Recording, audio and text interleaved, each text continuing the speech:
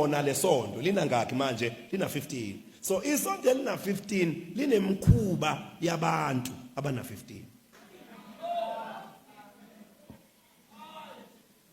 Just when we think we are closer to where we are going, kuqala ama tendencies amasha, because we have been here for too long that we've become familiar with the house. When we've seen the manifestation of the things that we prayed for, we become a curse to the very same things we prayed for. Bazalwane, kereke iatlehile, kereke ihudile, but it can be a shame that our years are progressing, but we are not growing up to the years we've progressed on.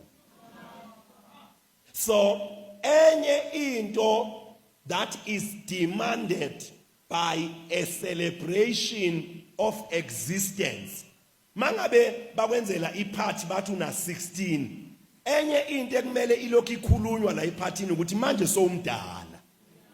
And njengoba sithi manje somdala sisho ukuthi we are expecting from you izinto zalonyaka. Enye into ekumele ibe ingozi ngokucelebrate ukukhula. Because sonke ngesikhathi sifuna ukukhula sasithi sifuna ukuba badala enesibadala manje kuyashisa ngoba usuya realize ukuthi yini le eyayenza umamami alokathi nakangena athi yehlisana iradio kancane ngoba nawe sowufikile la ungasazwani khona nomsindo ngoba inkinga azizwani nomsindo. Ngicela utshela umakani ukuthi ngimdala enakuhlekisi ngimdala ene kuyasinda la ngikhona khona. Listen to me. Do you remember the times when people used to come and say sicela abantu abadala uyobalanda, but you have come to a place whereby mabathi sicela abantu abadala uwe umuntu omdala, and it's not nice.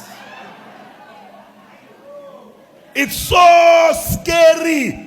It's so scary ukuthi nakune umncwabo ekhaya kini bathi wena uzokhulumela umndeni.